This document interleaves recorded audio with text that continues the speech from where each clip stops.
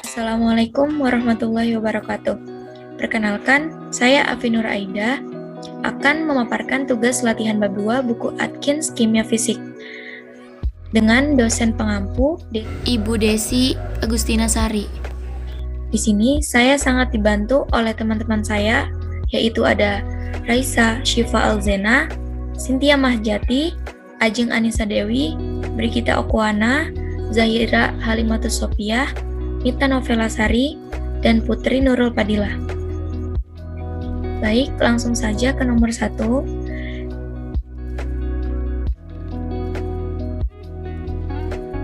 Jika sebuah pegas diputar, kerja 100 Joule dilakukan padanya, tetapi 15 Joule terlepas ke lingkungannya sebagai kalor.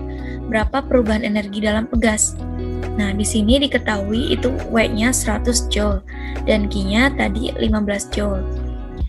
Yang ditanya perubahan energi dalam. Nah, di sini W positif, kerja itu dilakukan padanya. Sedangkan Q negatif karena ia melepas kalor ke lingkungan. Jadi si Q bernilai min 15 Joule. Maka langsung saja delta U sama dengan W plus Q. Tadi W-nya 100 Joule. Ditambah dengan Q-nya min 15 Joule. Sama, dihasilkan 85 Joule. Nah, langsung ke nomor 2. Hitung kerja yang dilakukan jika Anda sebagai sistem mengangkat buku ini dengan massa lebih kurang 1,5 kg melalui tinggi 10 cm. Nah, di sini yang diketahuinya massanya 1,5 kg. Lalu tingginya ada 10 cm. Kita konversikan menjadi meter menjadi 0,1 meter.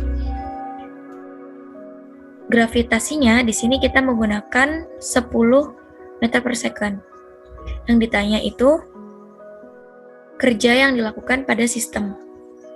Nah, rumusnya yaitu W sama dengan min M dikali G dikali H. Kita langsung masukkan si angka-angkanya.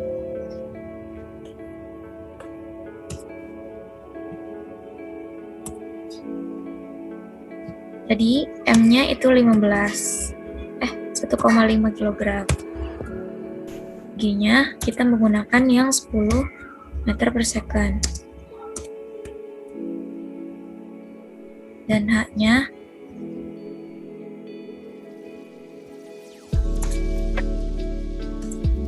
0,1 meter. Maka dihasilkan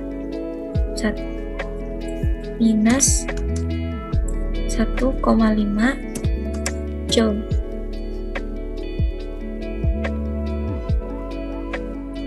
Selanjutnya nomor 3, hitunglah besar kerja pemuaian yang dilakukan jika 50 gram air dielektrolisa pada tekanan pada suhu 25 derajat Celcius. Nah, penyelesaiannya diketahui tadi suhunya 25 derajat Celcius. Nah, kita konversikan menjadi 298 Kelvin dengan cara 273 ditambah 25. Lalu MrH2O-nya sama dengan 18. Didapatkan dari ARH dan ARO2. Lalu di sini juga diketahui massa airnya itu 50 gram. Yang ditanyakan kerja pemuaian. Maka di sini pertama-tama kita mengelektrolisa si airnya dulu, H2O. Kita samakan koefisiennya, lalu mol H2O dibagi massa dibagi MR si air tadi didapatkan 2,778 mol. Nah, mol H2 ini sama dengan mol H2O karena memiliki stoikiometri yang sama. Sedangkan mol O2 itu setengahnya dari H2O. Maka hasil H2O ini dibagi dengan setengah. Didapatkanlah O2 sama dengan 2,778 dibagi 2 sama dengan 1,389 mol. Nah, untuk mencari kerja pemuaian, di sini rumusnya W sama dengan min nRT. N itu didapatkan dari mol H2 ditambah mol O2 dikalikan dengan R dan T. Lalu dimasukkan angkanya 2,778 ditambah 1,389 dikali R. R-nya kita menggunakan 8,314 Joule. Lalu dikalikan dengan suhunya 298 Kelvin. Sama dengan minus 10,324 kilojoule.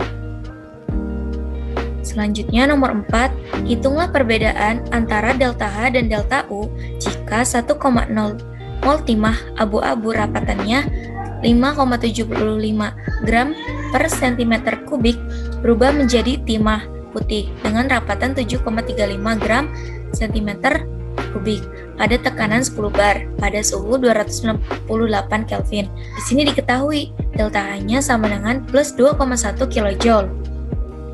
Kita melakukan penyelesaian dengan diketahui MR si timah itu sama dengan 119 gram per mol. Nah, di sini juga kita ketahui nih, mol si timah abu-abu itu 1 mol. Lalu ada rapatan timah abu-abu sebesar 5,75 gram per cm kubik. Lalu ada rapatan timah putihnya juga sebesar 7,31 gram per cm kubik. Dan suhunya diketahui di sini 298 Kelvin.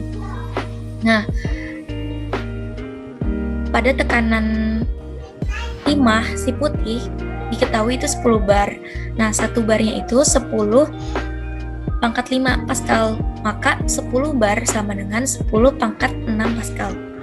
Yang ditanyakan itu perbedaan delta H dan delta U-nya. Maka di sini timah abu-abu sama dengan rapatan M per V yang dicarikan volume. Jadi volume sama dengan si mol dikali MR-nya dibagi rapatan. SN putih juga sama.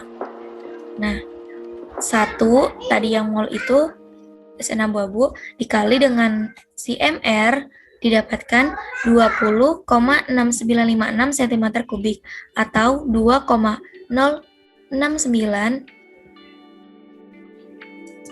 pangkat 10 atau 2,069 kali 10 pangkat min 5 meter kubik. Nah, yang timah putih itu sama kayak tadi, hanya perbedaannya di rapatannya. Di sini timah putih dengan rapatannya 7,31 gram per cm kubik. Dihasilkan 16,27906 cm kubik, dikonversikan menjadi meter, menjadi 1,6279 kali 10 pangkat min 5 meter kubik. Maka di sini kita mencari delta H dikurangi delta U-nya. Rumus pertamanya ini. Nah, kita langsung saja masukkan tadi tekanan si barnya 10 pangkat 6 Pascal dikali SN putih dikurangi SN abu-abunya. Nah, dimasukkan angka yang tadi 1,6279 dikurangi 2,69 kali 10 pangkat min 5 meter kubik. Maka dihasilkan 0,441654 Joule. Nomor 5, hitunglah delta U untuk pembakaran 1 mol propena. Delta H-nya diketahui minus 2058 kJ. Penyelesaiannya tadi diketahui delta H-nya, lalu R-nya kita menggunakan 8,314 kJ dan suhunya suhu umum propena itu 298 Kelvin. Nah, kita tuliskan reaksinya yang sudah disetimbangkan. Maka yang ditanyakan tadi delta U-nya. Nah, pertama-tama kita mencari delta N-nya.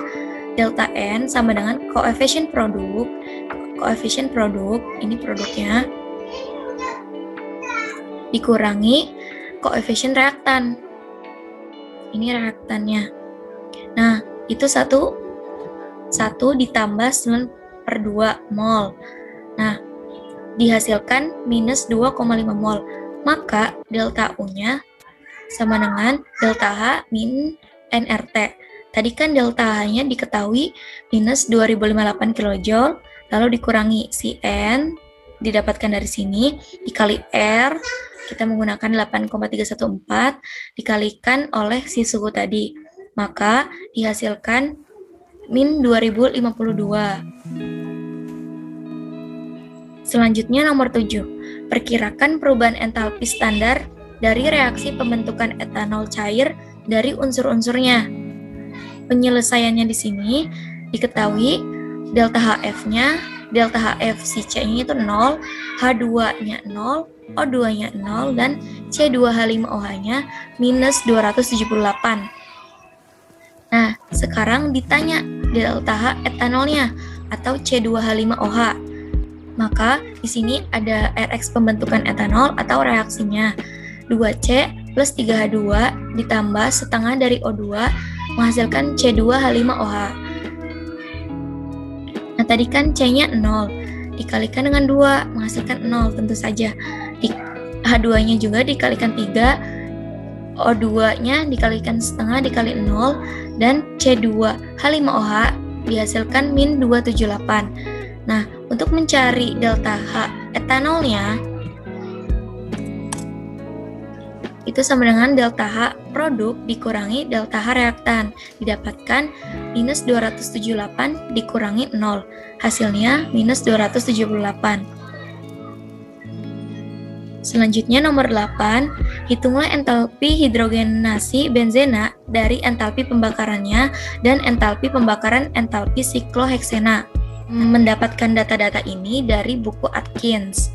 Nah, diketahui delta H benzenanya itu minus 367,6 kJ per mol. Delta H sikloheksenanya itu plus 3.920 kJ per mol. Di sini juga delta HF-nya, delta HFH2O minus 286 kJ. Di sini reaksinya C6H6 ditambah 15 per 2 O2 menghasilkan 6 CO2 ditambah 3H2O. Di sini reaksi yang sudah disetimbangkan. Nah, di sini itu ditanya delta H hidrogenasi benzena C6H6 plus 3H2 menghasilkan C6H12 tadi. Dijawab, kita masukkan data yang tadi. Nih, yang di sini kita masukkan. Nah, ini benzenanya sebesar minus 3.267,6. Lalu di sini ada sikloheksenanya kita masukkan dan H2O-nya kita masukkan. Tetapi dikali 3. Karena di sini disetimbangkan ya. Menghasilkan minus 858. Nah, untuk mencari delta H-nya, yaitu delta H produk dikurangi delta H reaktan, maka 3.920 dikurangi 3.267,6 ditambah 858 menghasilkan minus 205,6. Selanjutnya nomor 9, hitung kisi CaBr2. Nah, di sini penyelesaiannya kita membentuk siklus Born-Haber dulu. Nah, di sini itu siklusnya. Ca dari Ca menjadi Ca plus menjadi Ca2 plus dengan energi ionisasi pertama dan energi ionisasi kedua. Nah, sedangkan si Br2- ini menjadi 2Br- itu dari sedangkan Br2- menjadi 2Br- itu dikarenakan energi afinitasnya.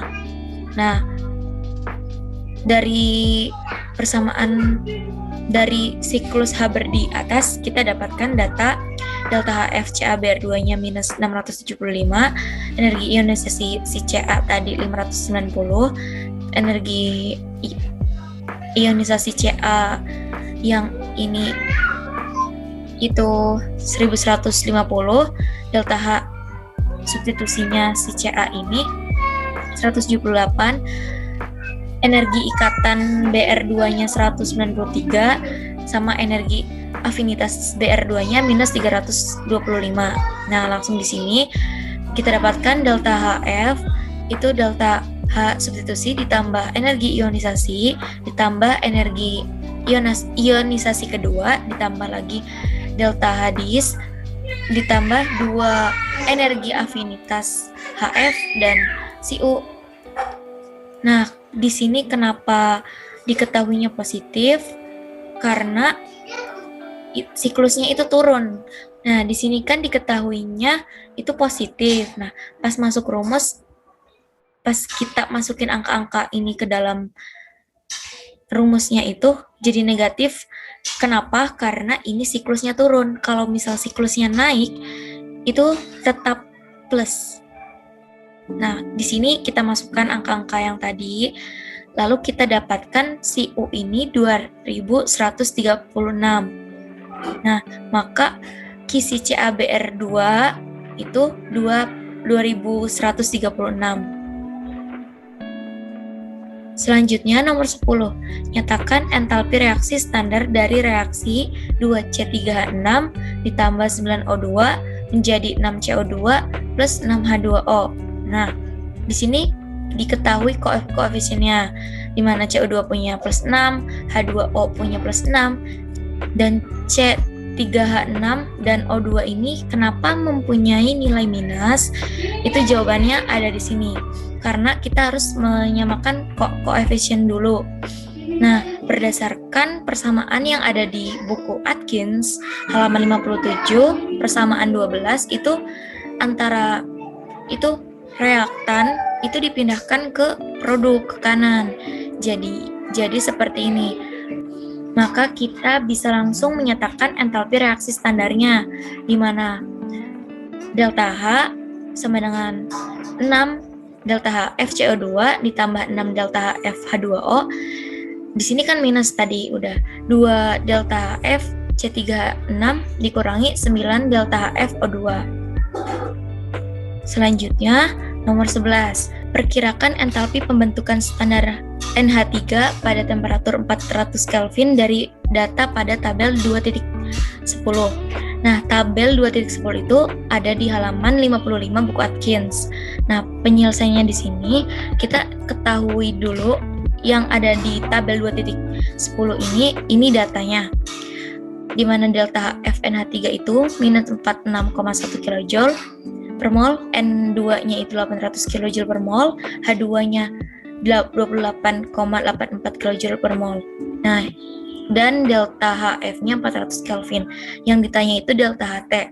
Maka bisa kita jawab dengan membuat reaksinya dulu, lalu menyamakan koefisiennya. Nah, di sini kan udah setengah N2, 3/2 H2 membentuk NH3. Kita masukkan angka-angka yang ada di sini, data yang ada di sini, dimasukkan ke rumusnya. Setengah dari 800 ada 400, 3/2-nya dari 28,84 itu 43,26, dan minus 46,1 kJ kita ubah ke joule. Nah, di sini langsung saja dari delta. Di sini untuk mencari delta F-nya kita mencari delta H-nya dulu. Yang pertama delta H sama dengan delta H produk dikurangi delta H reaktan, yaitu minus 46.100 dikurangi 400 ditambah 43,26, menghasilkan minus 46.543,26. Nah, langsung delta HF sama dengan delta H ditambah delta HT.